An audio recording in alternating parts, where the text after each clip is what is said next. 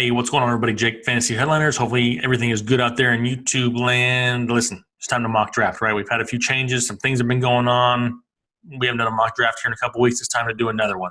I got it all queued up here on the Fantasy Pros Draft Wizard. I like it, on this a lot better. A lot of these guys will sit here and make YouTube videos that take an hour, hour and a half as they sit here and wait for people to make their picks. I'm not about to start wasting your time. We can fly through a draft wizard. We can do a bunch of different positions. If you haven't used this website before, make sure you check it out. You can mock draft in minutes. Now, I get a lot of requests from people saying, hey, can you do a mock draft for me from this position? I can try. I can't get to all of them. I'm trying to make all kinds of videos and everything, but if I can, I will. One that we did get was for a standard snake draft, 10 teams picking from the 9th position. So that's what we're going to do in this one. I'm going to give you my player analysis as we go through. That's one good thing about here. There's no clock. There's nothing running where I have to hurry up and spit out some information before I make my pick. I can state what's going through my mind, show you guys what's going on in the draft, and we'll see how it comes out. That's the beauty about mock drafting. There is no right and wrong. The whole purpose of it is just to kind of see who falls to you and whose names you can get used to seeing there on your draft board. So when the actual draft comes, you know what it is that you're looking at. Got it all queued up here for 1 quarterback, 2 running back, 2 wide receiver, a tight end, 1 flex, kicker, defense, and 6 bench spots. And let's go ahead and get it started. If you're not familiar with this, easy tool. I'll have a link down in the description. You can see right here from the start, this is the round and pick number, how many positions we have of each on our roster, the players who have been drafted, and then our team is over here on the right. In the middle are the players that the experts' consensus say that you should draft. Doesn't mean you have to follow it. And down below, you can hide your drafted players because they're gone, so I don't care. You can see all the names that are available. Now, it's a standard draft, right? So we're going heavy running back, especially in standard drafts. If you're not getting those extra points for receptions, running back is the way to go early. So the first 3 we got here, Melvin Gordon, Kareem Hunt, and Leonard Fournette. Now, I love Melvin Gordon. He's going to be running behind an improved offensive line on a team with an elite defense. You should have a lot of second-half leads. Melvin Gordon is a great option here at the number 9 spot. Kareem Hunt, I am way off of that bandwagon. If you guys don't know by now, I would rather have Ebola than Kareem Hunt on my fantasy roster this year, just being real. I just see a lot of regression coming, and they didn't draft Patrick Mahomes to turn around and hand the ball off 30 times. There's going to be somewhat of a committee, and they're going to throw a lot in Kansas City, passing on Kareem Hunt. Leonard Fournette is intriguing as a standard play. He's one of the best running backs out there, being that he doesn't catch a whole lot of passes. So he's definitely somebody I got my eye on also. Now, the beauty of it is, once you pay attention to your draft, make sure you're seeing what other people are drafting so you kind of know what's going to be coming up, what's happening, right? So right now, the expert consensus has DeAndre Hopkins and Kareem Hunt as the top options. Now, I can pretty much guarantee if I pass on DeAndre Hopkins, the person picking behind me is going to take him. That would leave Kareem Hunt as the next available best option.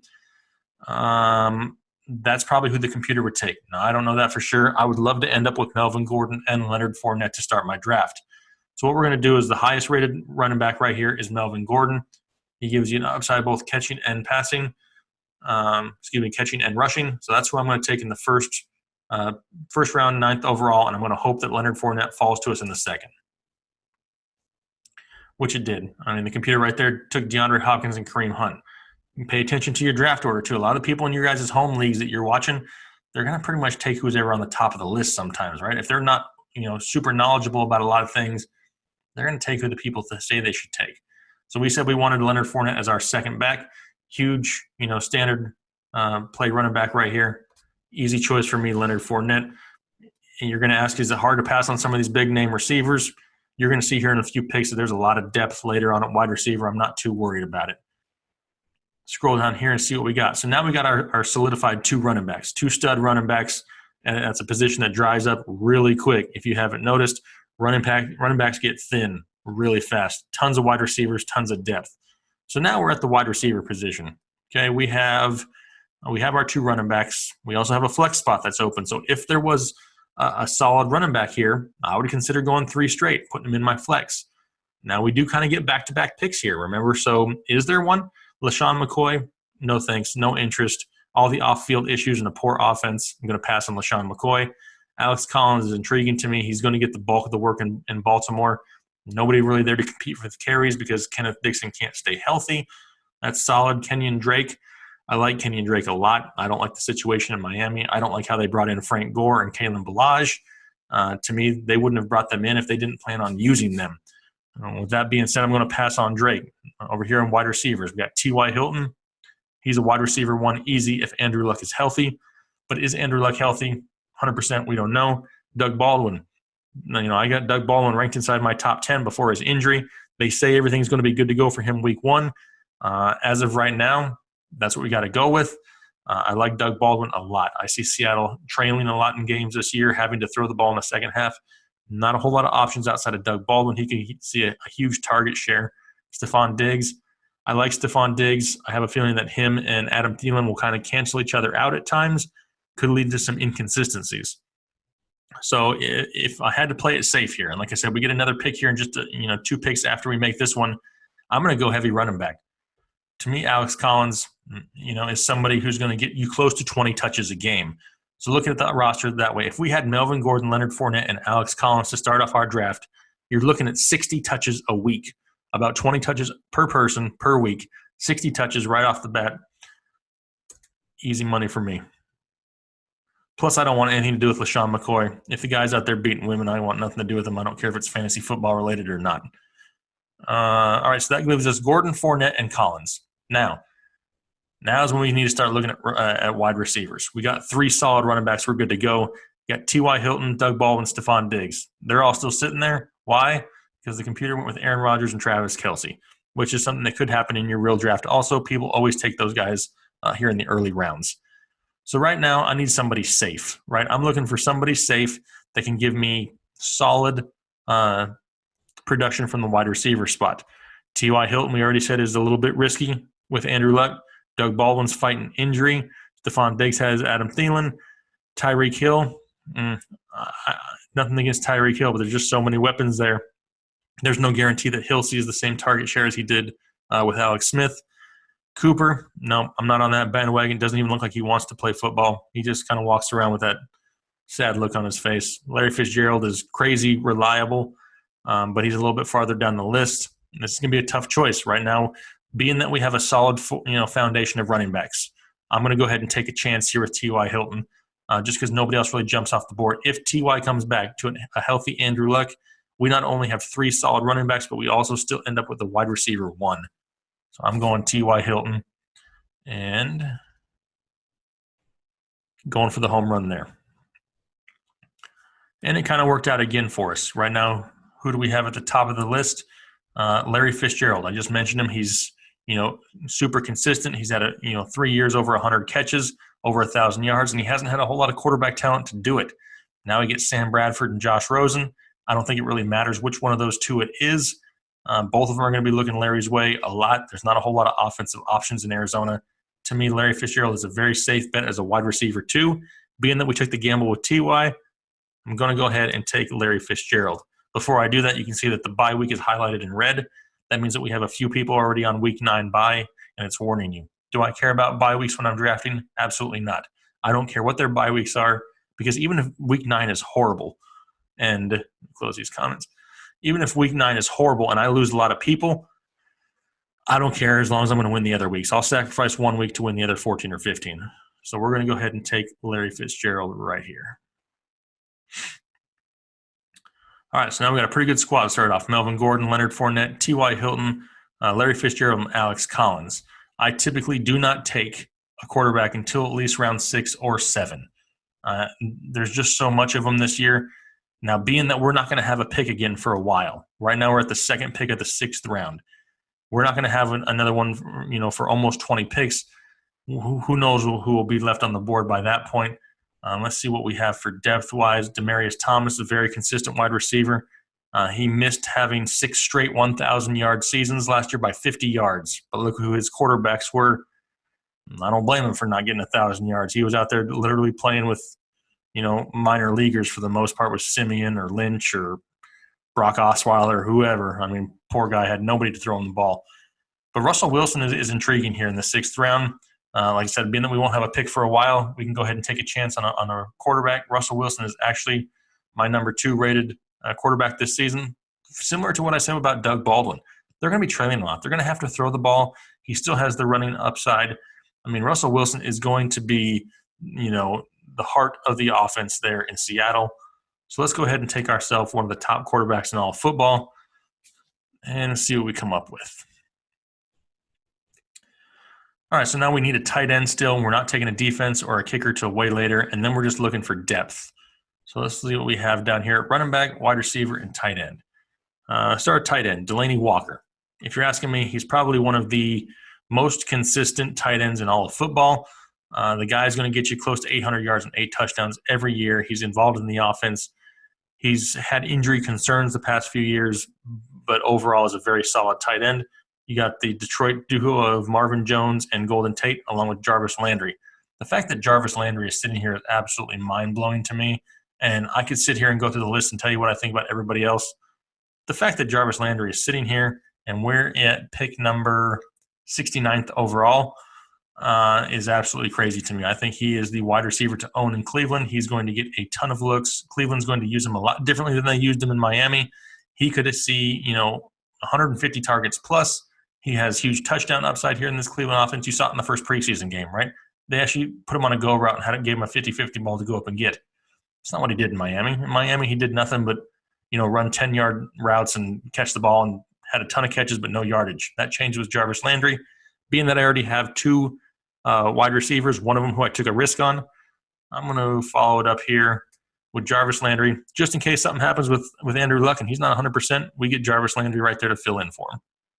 And we get another back-to-back pick here almost.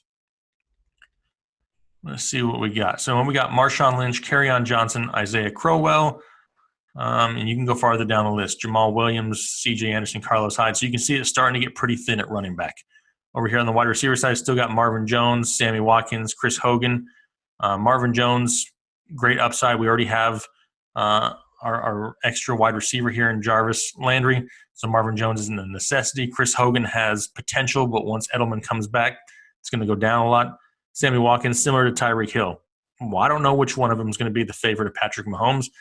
And really, I have no interest in any of them because it could be so inconsistent from week to week.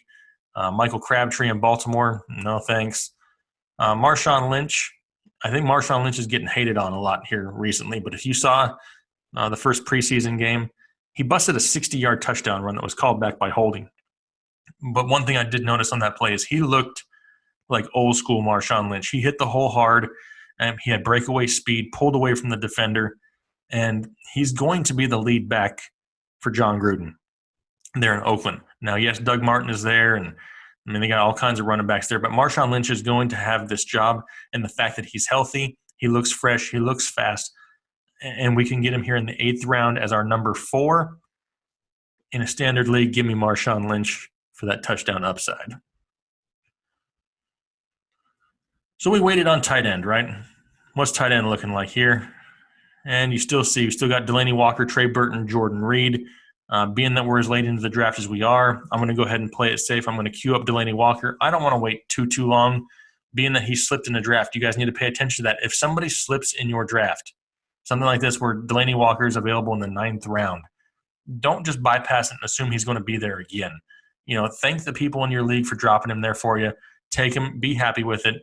And it doesn't matter what the expert consensus says. We have our depth already built on our bench. We need a starting tight end. Why not take one of the most reliable ones in football? Now we go back down and look at the depth. We said that running back was getting thin, still thin. Wide receiver, you got Woods, Funches, Garcon, Kupp, Crowder, Cobb. Woods, I like Robert Woods, but I think the addition of Brandon Cooks and how they paid Brandon Cooks makes me think they're going to use him a lot more than they use Sammy Watkins. So that could hurt Robert Woods. Devin Funches, he's going to be one of the last options in Carolina. I still think Greg Olsen, DJ Moore, and Christian McCaffrey, all these guys are going to see so many more targets this year that Devin Funches is kind of going to be relegated to, maybe a red zone guy, but he'll be touchdown dependent. Pierre Garcon, is somebody who they are going to have to heavily rely on in San Francisco.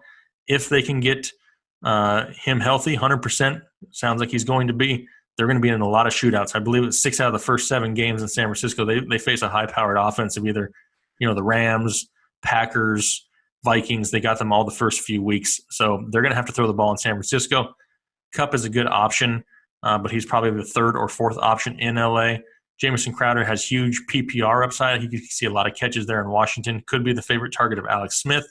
Randall Cobb is somebody who's going to get a huge opportunity. And if he can stay healthy, already has the chemistry with Aaron Rodgers, he could see a huge touchdown upside as well as target upside with the departure of Jordy Nelson. So let's go ahead and queue up Randall Cobb. Randall Cobb is somebody I'm really high on this year. And being that we have to wait these 20 picks, he'll probably be gone by the time it gets back to me.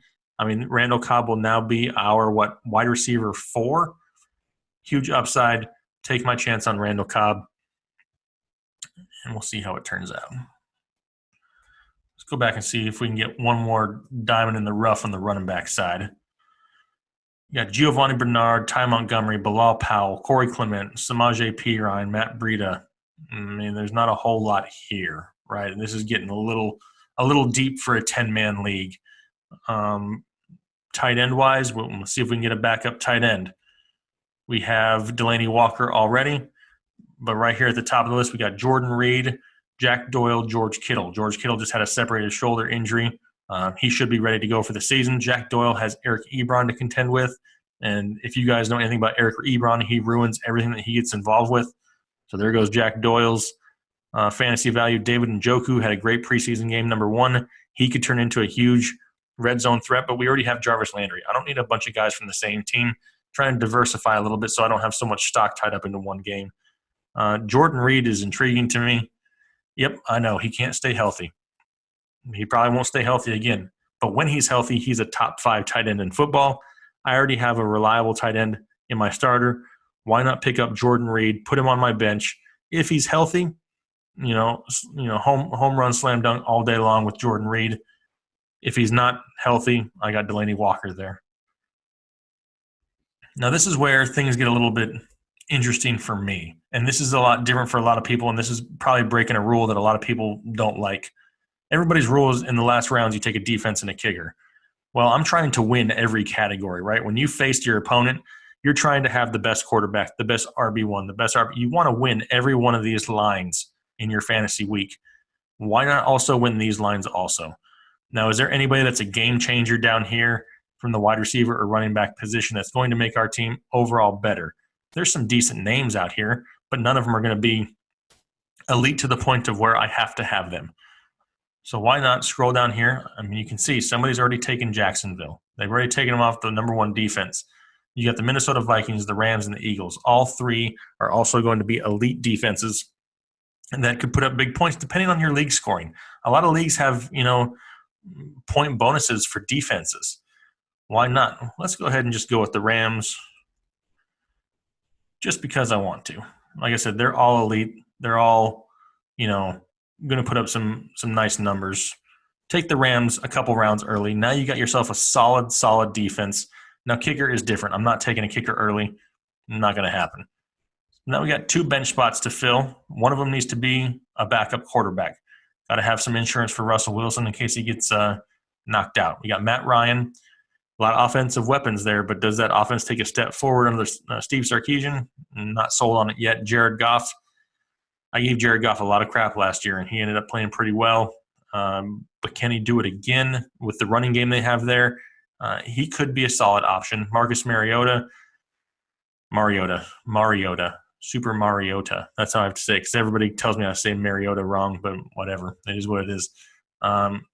He's got the running upside. He's got weapons for the first time. I guess not the first time. Corey Davis takes a step forward, I believe, this year, but I already have Delaney Walker. That is kind of a good stack to have if you wanted to stack the 2 of them together. But, if all things work out well, I won't need to use this guy. Alex Smith could have a great year. Dak Prescott, to me, is ranked too low. He's somebody that could sneak into the top 12 this year. Everybody's hating on the wide receiver core, but they're better than people want to admit. So let's go back up here, and let's just queue up Mariota. I think Mariota with the weapons of Corey Davis and Rashard Matthews, and he's got a few pieces to play with. They do have, Deion Lewis and Derrick Henry in the backfield. And like I said, this is somebody who you're just looking for upside. Matt Ryan is somebody who's done it before. He's been the MVP before. So to me, it's between these 2 of Matt Ryan and Marcus Mariota. You got Calvin Ridley, Mohamed Sanu, Julio Jones, Devontae Freeman, Tevin Coleman. That's a lot of weapons for Matt Ryan. All they're missing was for that offense to click. Mariota has a little bit less offensive weapons, but has a little bit higher upside because of the rushing ability. But being that this is just my second guy, I'm just looking for the safe floor. I'm just going to go with Matt Ryan. Now for our last spot, you're taking the best person available. You got Kelvin Benjamin. Pass. He looks like he's running through mud, and who knows what the quarterback situation is going to be in Buffalo. Sterling Shepard, I do like. I think that he sees a lot more targets than people are giving him credit for. Marquise Lee could be the number one in Jacksonville. Mentioned Rashard Matthews, Josh Doxson, Kenny Galladay. None of these guys are standing out one that much more than the other. Bilal Powell, Samaje Perine. I think Rob Kelly gets that job now that Darius Geis is down, so Perine is kind of irrelevant to me. Matt Breida had a separated shoulder in the preseason game. He should be back week 1, and he should be the backup to Jerick McKinnon. Latavius Murray would be there in case something happens to Dalvin Cook. Everything else is pretty much handcuffs. So I'm going to go ahead and queue up Sterling Shepard. Like I said, I think as the wide receiver 2 in New York, defense is going to be paying a lot of attention to Saquon Barkley, Odell Beckham, Evan Ingram. Sterling Shepard could have a sneaky year, getting close to that 800-yard mark. Let's go with Sterling Shepard. Last round, kicker round. If I have any advice about a kicker, it's pick one that kicks indoors. That means half of his games won't be affected by weather. And a lot of these guys will be streaming anyway. So Matt Prater, best one available, kicks indoors in Detroit, big leg. It's a kicker. We'll take him. Let's see what kind of score we get. It's a decent score. We got 92 out of 100. Don't put a whole lot into all these scores. Everything's going to be different. But overall, solid team. Russell Wilson, Melvin Gordon, Leonard Fournette, T.Y. Hilton, Larry Fitzgerald, Delaney Walker, Alex Collins, the Rams defense, and Matt Prater as the kicker. And then on the bench, you got Jarvis Landry, Marshawn Lynch, Randall Cobb, Jordan Reed, Matt Ryan, and Sterling Shepard.